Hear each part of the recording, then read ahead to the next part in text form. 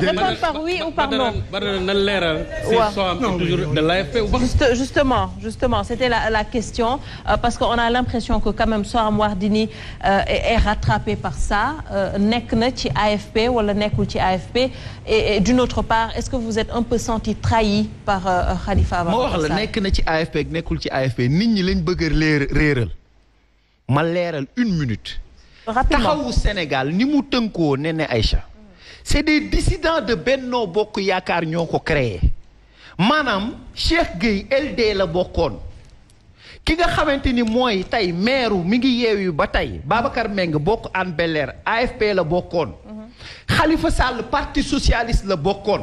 Ma rappeler leen un discours de Khalifa Sall en 2014 ñi am mémoire politique bi ñu gagné ba pare 2014 dafa taxawaat ni je suis toujours de Benno Bokk Yaakaar je suis du parti socialiste.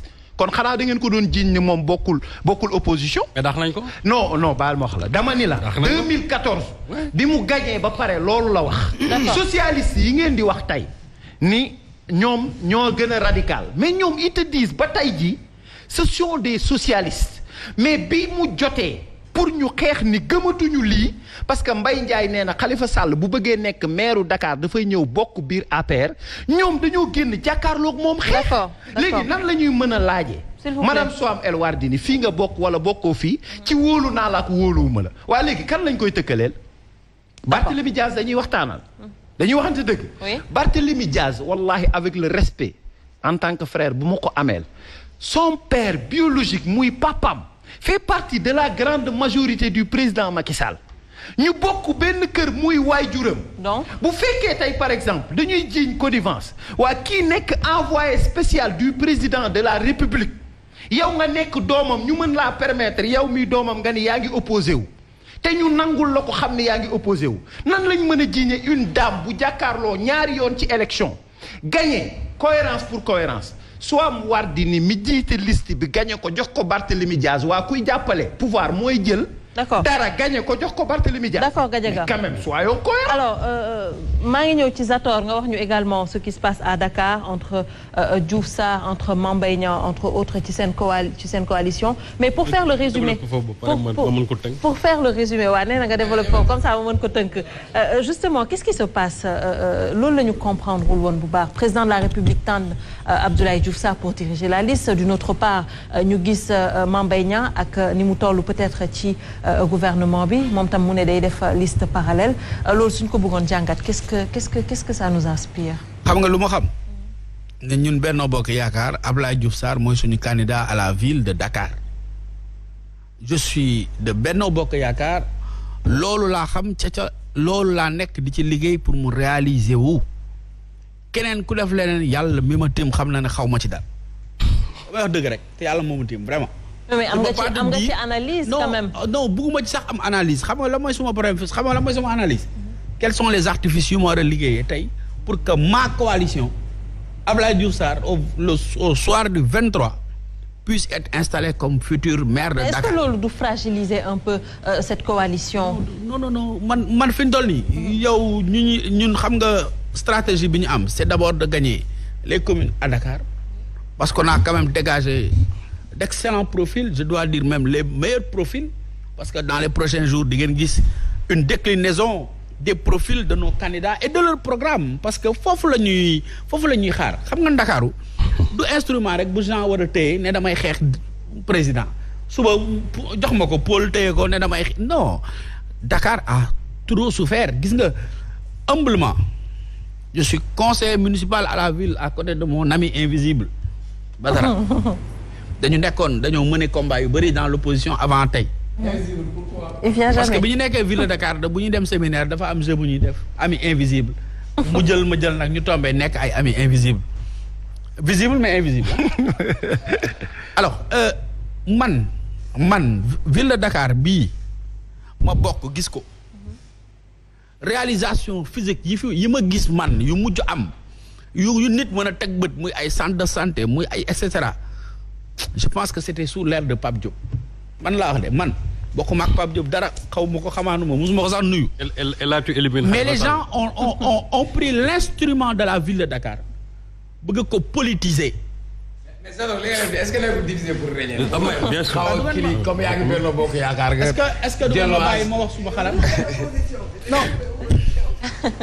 Pape Diop était du régime du PDS. Non, mais je suis d'accord. Hein. Man, pour ce que je suis en train de dire, non, de Dakar. Je suis honnête. Moi, ça, non, attendez, je le dis ailleurs. Écoute-moi. Mais là, Nafi, c'est comme vous dites là. Non, mais Nafi, moi, non, man, j'ai vu des postes, des centres de santé, j'ai vu des centres socio-culturels qui ont été inaugurés sous l'ère du PDS. Lola, je suis conseiller municipal à la ville. On ne m'a pas invité, moi, à une cérémonie d'inauguration d'un centre social ou d'un centre de santé. Mais j'ai le droit de le dire, Lola. Dis-moi, je suis honnête, hein.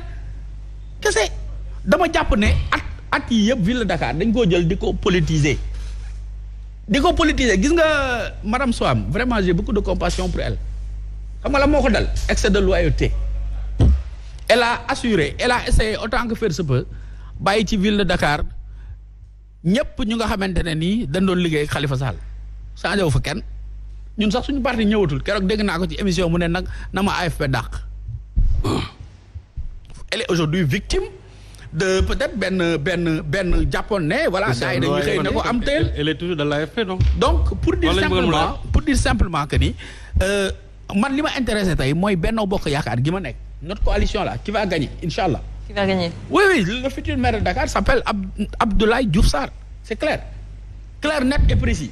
Parce que d'abord on a une coalition on a un programme les gens parviennent aujourd'hui à mettre un visage sur l'ensemble des candidats qui ont été déployés par suñu coalition dans les communes leneen li nag sénégalais yi sax xàmmeetuñu janj ak joor laajal sénégalais yi ñan ñooy candidat telle coalition telle commune du la ko wax xamuñ ko parce que pëccëxoo bi dafa bëri pënd bi dafa bëri y a un brouillard terrible boo xamante ne moo tax ba amuñu visibilité sénégalais tey benn visibilité la lañ ama xam nañ ne au moins boo demee commune X di nga xam ne am na Benno Bokk Yaakaar am na fa tel candidat mais boo demee opposition ma ñaari candidat nga fa am donc moi ce qui m'intéresse c'est de travailler ardemment quotidiennement journellement à la réussite et au triomphe de notre coalition. Oui, mais même ci yeneen communes yi di nga gis Benno Bokk Yaakaar am fa 3 candidats wala 2 candidats.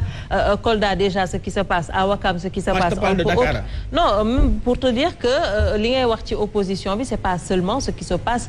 ci seen coalition mais autant ci pouvoir autant ci opposition c'est un peu pareil c'est un peu la même chose. Même qu'à Dakar je souhaite que Abdoulaye Diouf Sarr gagne. Moi je suis de Dakar. Mais déjà à Dakar il y a 2 candidats yu jóge ci Benno.